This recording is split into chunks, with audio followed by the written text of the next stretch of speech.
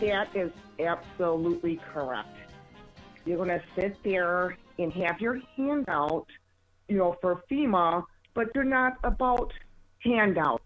Yeah. I'm so sick and I'm tired of it. I mean, or even like even with Ron Go Shrimp Boots DeSantis, same thing. It's like clockwork. What did she say? The creeping hand of big government's going to stop at the Mississippi when I'm governor. They have a tornado. Can I please have? It's pathetic. Exactly, and it's just, that's all the Republicans are. Is a party of hypocrites, amongst other things. So with that, she shut the hell up. Yes. Oh, yes. Everybody is under a gag. All Republicans are under a shut the up order. Compliments of me. Up, Donnie. Thank you. Except for one guy. I want to hear from one guy. Oh, hey, hi, Rude. Hello.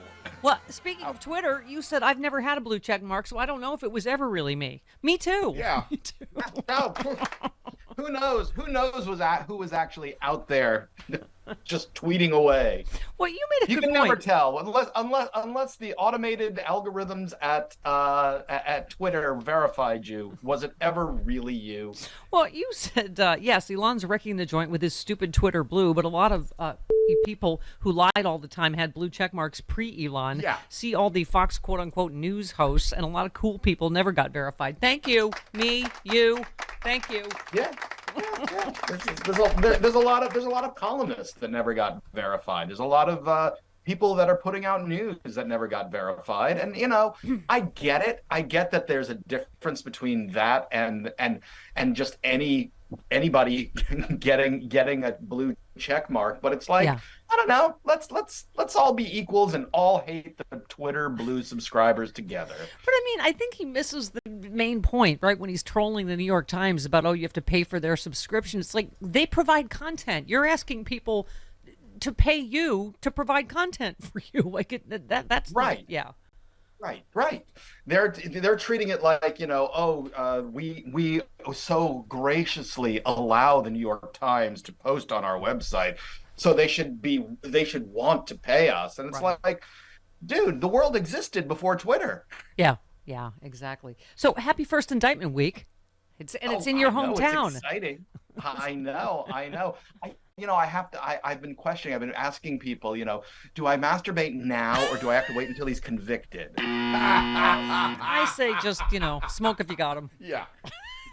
There'll be plenty more to come. I guess I'll save the implements for when he's convicted. Don't you think it's fitting that New York, who's hated him the longest, knows him the best, that it's first in New York? And you just said, what's missing from in most of that the GOP is tossing about Trump? People saying he's innocent, right?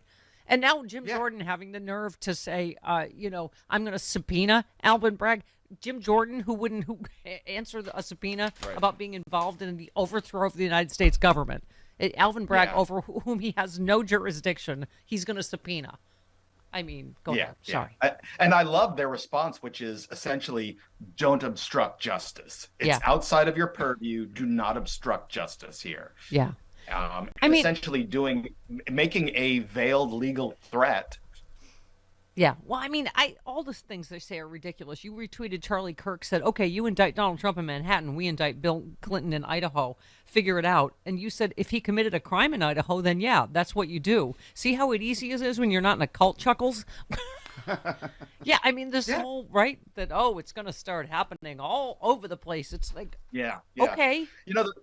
One of the interesting things I read is that it was that somebody wrote that it was really good that it was this sort of lesser charge that he was first indicted on to sort of pop the indictment cherry, so that afterwards we get over the whole, oh my God, it's unprecedented, oh my God, it's political retribution, blah blah blah. We get all that out of the way, and then we get Georgia, and then we get the classified docs, and maybe one day January 6th. Yeah, it's going to be hilarious. And now that they've lashed themselves to him, right, not even knowing what's in this indictment, what's going to happen? Yeah. 2, 3, 4, 5.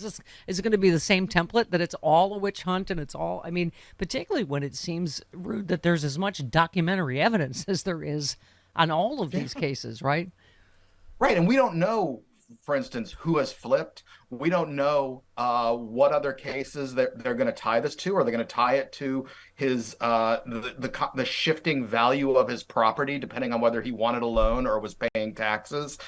You know, there could be a ton of financial fraud in here that has less to do with paying off a porn star and more to do with just being a basically dishonest person. Yeah. And you've made so many great points on Twitter. You said if they kept him out of prison, Donald Trump would gut every single person shedding tears for him tonight and sell their organs. That's who they're whining and wailing over. And you said a not insignificant number of them would be thrilled that he chose to gut them.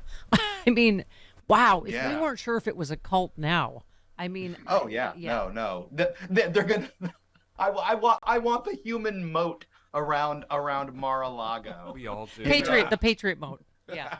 You know what's going to be awesome about the Patriot moat is that Mar-a-Lago is kind of close to some swampy areas, so there will be alligators in that moat. The few we'll lose a few Patriots to alligators, but Yes. Yeah, you got to break a few eggs to make an omelet. Yeah, you know. You said you MAGA cretins chanted "lock her up" all through the 2016 campaign. So shut the up about Trump's indictment interfering in a presidential election. I mean, it just layer upon layer, right, of irony. You said if you don't want George Soros to contribute to politicians, then you should ban big money from politics, or maybe or you just like anti-Semitic dog whistles. I mean, let's forget the fact that, once again, I guess, do we even need to say George Soros has never met Alvin Bragg? He doesn't know him. He didn't contribute to his campaign. He contributed to a PAC that supports progressive prosecutors, but he has no say in which ones that actually get any money. And I don't think that PAC contributed to Alvin Bragg. Right. I don't think it did. So it's just something they're throwing out there because the word Soros is this evil buzzword, for, Jew. Right. It's Jew. It's a very subtle Jew. Code.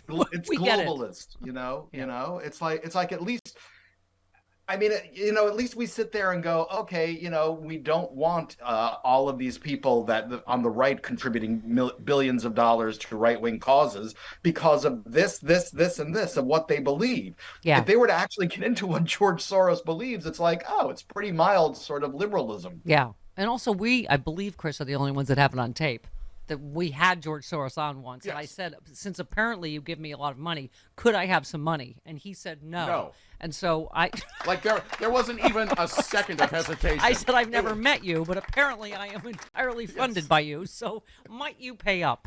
And he immediately. And by the way, as a Jewish person, I feel like which anti-Semitic trope do they want to go with? Because if he's so generous, then aren't you going against the other anti-Semitic tropes? Yes.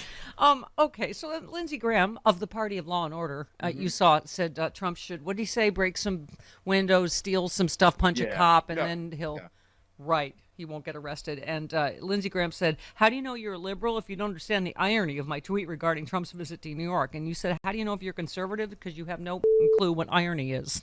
Thank you. I mean, I don't have to get us started on if a liberal had tweeted something like that, right? Yeah, and hundreds of people were arrested during those protests. I mean, just get over it. The police were literally kettling people in so they could arrest them all. It's like, dude, we were there. We saw it. I saw people get arrested.